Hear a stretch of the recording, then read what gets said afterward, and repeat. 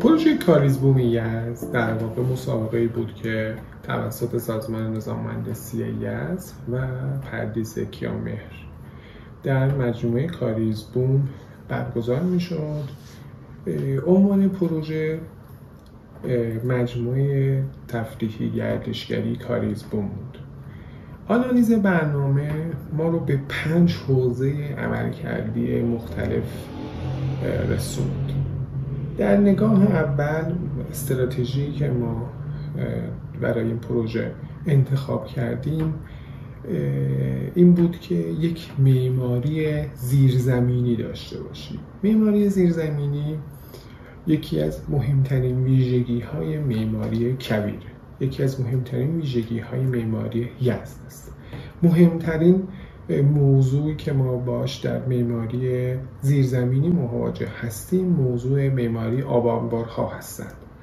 بر اساس این موضوع استراتژی که ما انتخاب کردیم این بود که ما یک ساختاری رو تعریف کنیم که یک ساختار تغییر یافته معماری آبانباری باشد.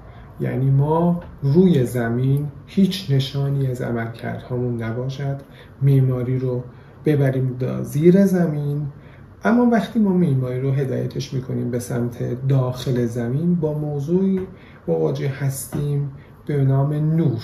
یعنی تامین نور یکی از دغدغه‌های ماست، موضوع تهویه یکی از دغدغه‌های است.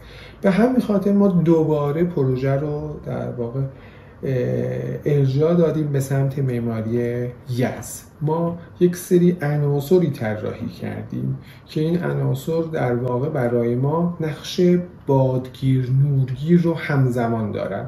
مقطعی که برای اینها در نظر گرفتیم این قابلیت رو داشتن که همزمان بتونن برای ما نور و تهویه مناسب رو در فضاهای زیرین تأمین کنند. پروژه در 5 حوزه در واقع طراحی شد. این 5 حوزه در پروژه به صورت گالری خاک، فضای آمفی‌تئاتر، فضای گردشگاهی که به صورت یک رمپ داخل یک هندسه مثلثی به صورت رمپ‌های آفست شده به سمت پایین، باغ مورب و ورودی اصلی است که این 5 حوزه توسط یک سری مفصل‌هایی با هم ارتباط دارن. عملکردهای اصلیمون در فضای زیرین این 5 حوزه قرار گرفتن با عملکردهای متناسب با آنچه که روی زمین هست.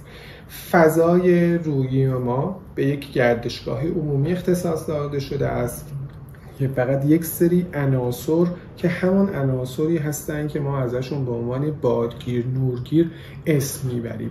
پروژه تمام عملکردهای خودش رو در واقع زیر زمین دارد، اما روی زمین عملکردهای ما تعریف کردیم متناسب با عملکردهای زیرین.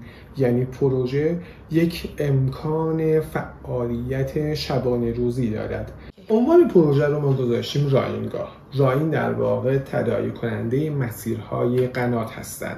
هر کدام از این مسیرها که همگی در یک حوزه مرکزی به هم میرسند برای ما حکم یک راین رو دارند. برای خنک کردن فضای زیرین ما در تراز زیرین یک سری نهرهایی در نظر گرفتیم. وجود آب فضای زیرین رو خنک می کند. این بخارها از طریق این نورگیر بادگیرها به سمت بالا کشیده شده و فضای زیرین رو برای ما خنک می کنند و قابلیت حضور در فضا رو به لحاظ کیفی برای مخاطب بیشتر می کنند. حوزه های عملکردی پروژه، حوزه ورودی، پلکان‌های اصلی و ورودی پروژه، باغ مورب ما که همزمان به صورت یک گردشگاه مورب هست، آمفی‌تئاتر روباز. آمفی‌تئاتر روباز قابلیت عملکرد شبانه روزی دارد. روز هنگام ما شیدرهایی طراحی کردیم که روی بالای سر تماشاگران قرار میگیره و امکان باز و بسته شدن و ایجاد سایه برای تماشاگران که نشستن نیز فراهم میشه.